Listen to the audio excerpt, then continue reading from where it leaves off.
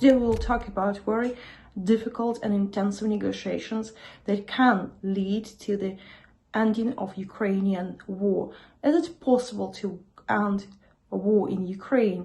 And about very hot negotiations between US, Russia and Ukraine. So we'll talk today. The first one thing, I will start with some news. After having a very interesting and progressive meeting in the White House, this so-called summit, and after having negotiations between Russia and Trump in Alaska, and also the summit in the White House, there is some very significant changes. The first one, Putin proposed to meet Zelensky in Moscow. Some people recognize it as a provocation, and that Putin is not willing to end the war. Anyway, Trump rejected this idea. So, in fact, Putin said yes to the meeting, like between Zelensky and him, this bilateral meeting, but the place, it's something that is still going on, the negotiations about the place where it will be held, and Trump is doing his all the best to guarantee that this meeting will take place. Also, it is interesting that Trump called to Orban, the president of Hungary, saying like why he's not supporting Ukraine and why he's not helping Ukraine to become a member of the European Parliament. And as we can see, that it looks like that Trump see that Ukraine will be a part of European Union and can propose Ukraine to be a part of European Union and helping to access to European Union as a guarantee of its security. So anyway, it looks like right now Trump is more supportive to Ukraine than 3 days before. And also, but let's look and talk why it have happened, why Trump is so interested in ending war right now. And also it is interesting to understand why Putin is so confident, why he decided to come to Alaska, like to talk about big games, about new US foreign policy, and also to understand, is it possible for Ukraine to find a good prospective place in this very intense situation? So the first one, let's look at the results of recent White House summit for Ukraine. So the first one, we can see that Ukraine is a still very important factor in international relations, and Ukraine is not forgotten. Like, you know, like in Russia, there was a big disinformation that Western countries are starting to be very tired of Ukraine. That's not true. And this summit, that European Union and other sides, they show that they have show their full commitment and their respect to Ukraine's sovereignty and their readiness to help Ukraine. That's very important achievement of Ukraine diplomacy. Then the second, it is interesting that suddenly, that's a big change, that even the Russian officials started to say that they agree with giving guarantees to Ukraine as a state.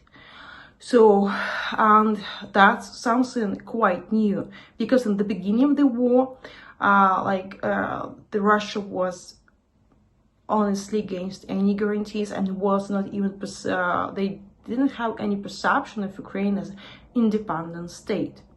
So, and also it's important that there was any other achievement, the discussion of building strong Ukrainian army, strong European army, and that Ukraine will become, in the end of war, a European country with strong army and strong economy.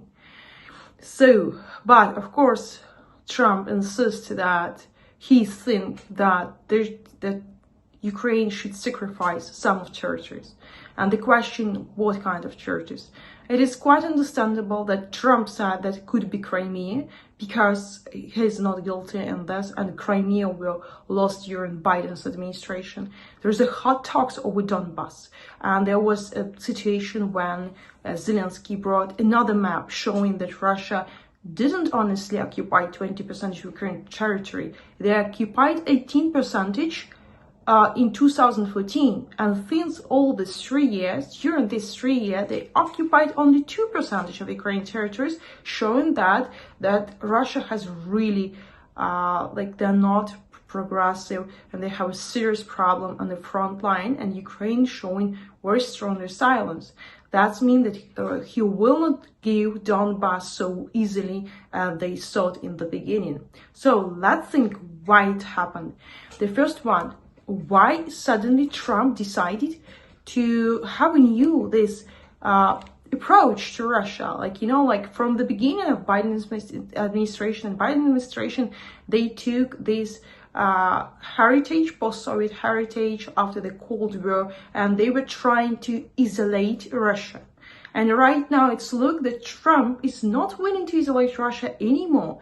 Moreover, it's looked like US foreign policy changed and they want to bring Russia back. And also it looks like Trump is highly interested in the Russian economy and is highly interested and also described like Russia is a great, interesting investment destination. For all these purposes, he needs to end the war in Ukraine and just to take sanctions from Russia to start a new economic dialogue. And as Putin said, there is several directions where the cooperation between US and Russia can be very prospective and very mutually beneficial for two countries. The first one, IT, then also it was interesting that also it is space, it's Arctic, it is also other sectors as even digitalization.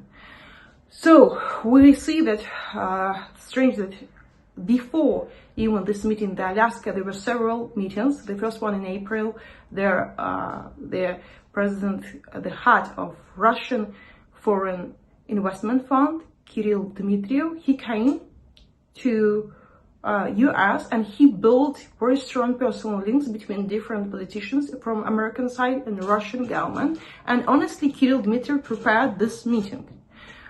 This summit in Alaska was like his big achievement. We need to understand that before Dmitry, there was another moderator. It was Abramovich, and another countries were trying to be a moderator, like a Turkish and the Arabic Emirates. And right now, they not mentioned in this dialogue. It looks like the Trump and Russia decided to solve these problems by having this mutual agreement. So why it happened? Because Trump has very programmatic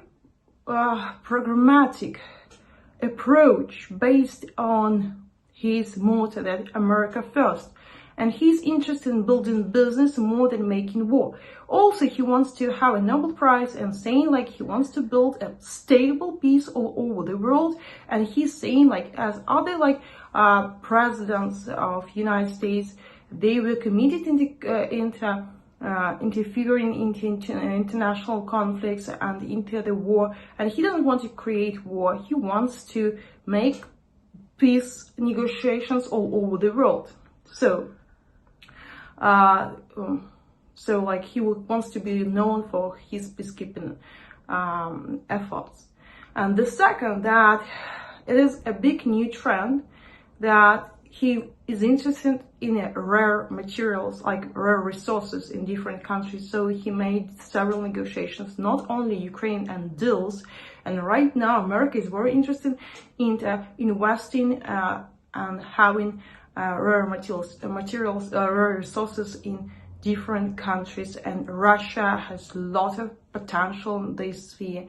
Also, they are very afraid that Russia will cooperate more with India and China and see that this isolation is not effective at all. That's why they decided to change it and to start this cooperation. And the third, also, that's quite important to understand, that there will be a new big game, that US want to participate in the next Russian election. Look, it's absolutely clear for all allies that's last Putin terms.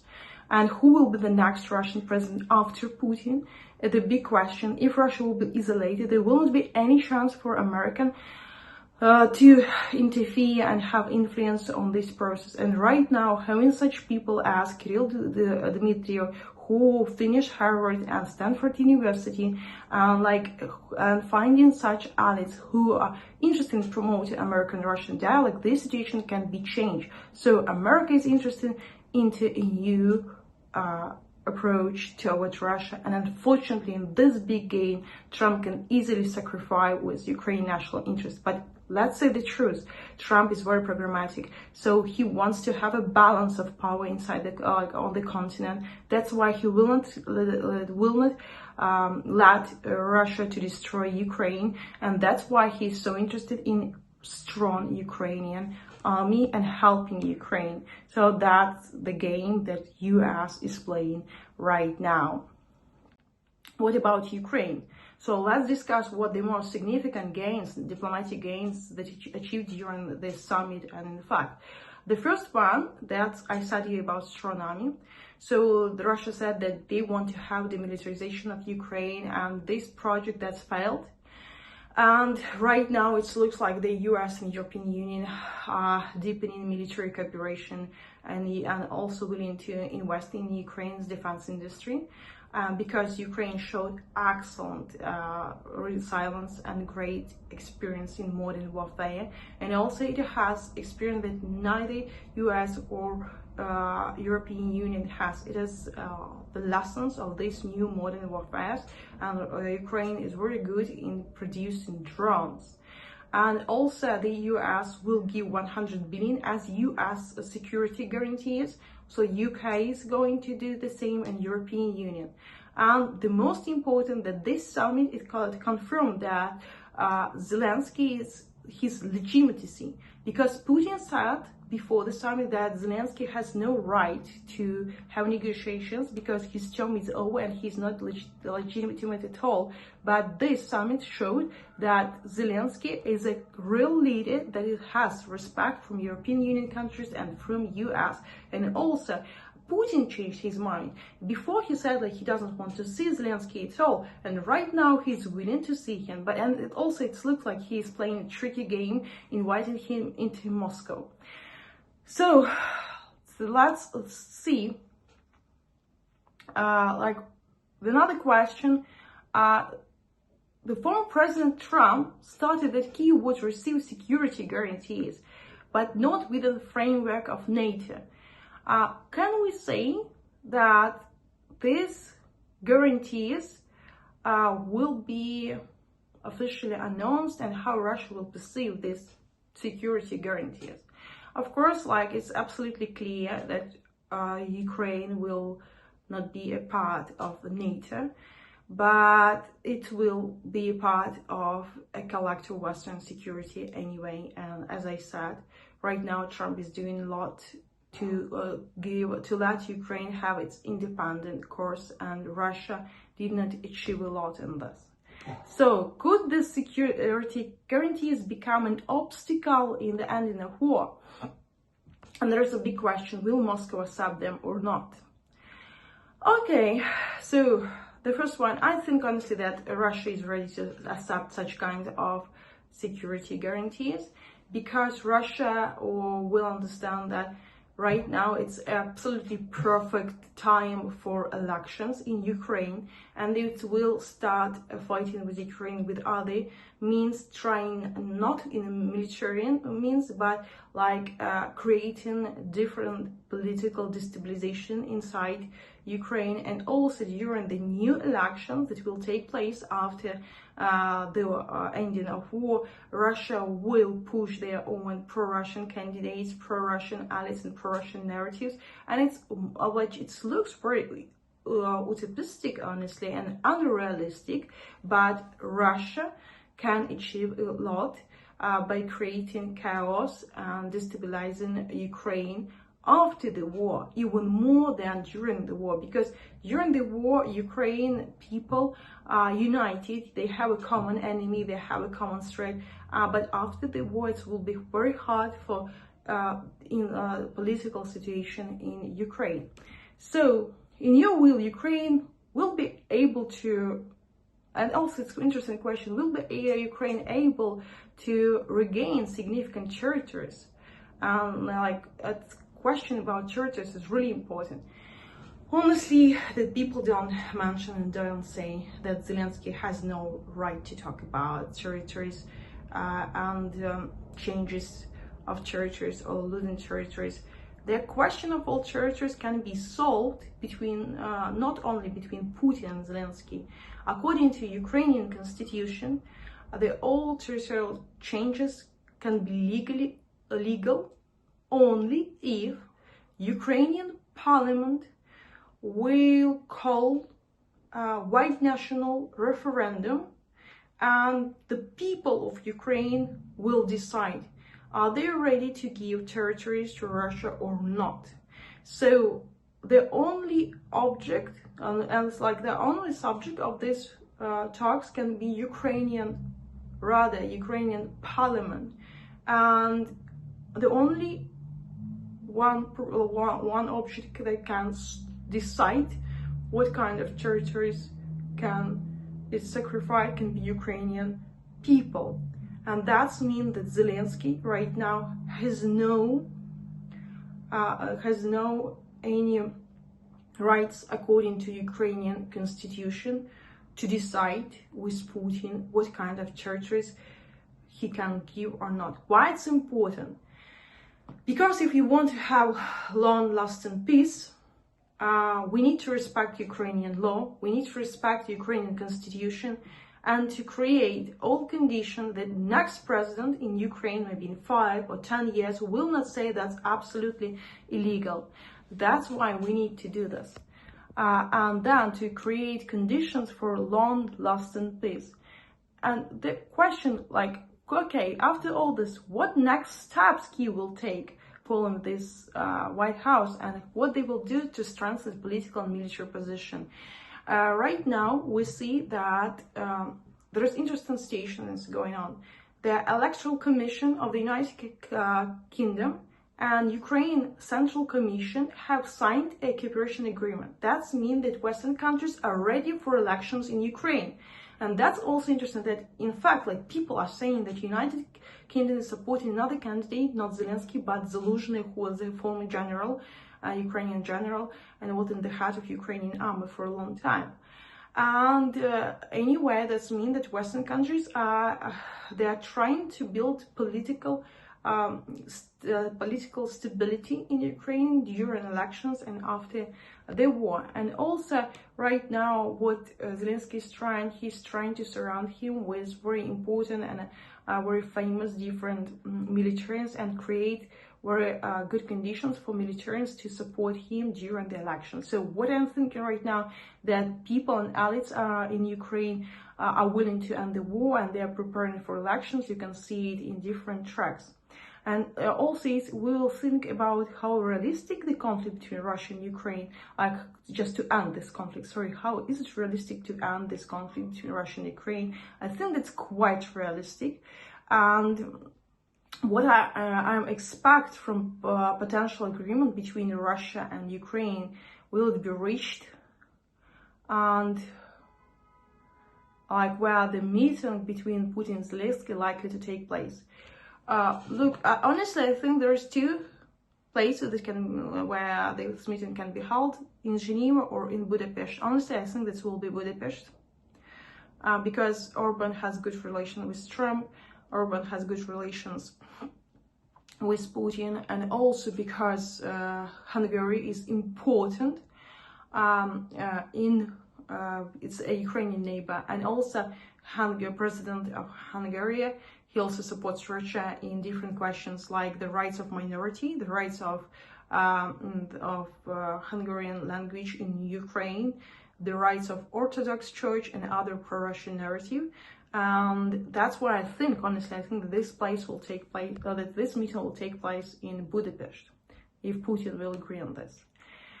So if an agreement is reached to the end, let's talk which side will have a victory, Russia or Ukraine. Honestly, neither Russia or Ukraine will have a victory. It's a big catastrophe, it's a big tragedy, and Russia seeks to relieve from sanctions, and it wants to have a formal recognition of Crimea and other occupied territories.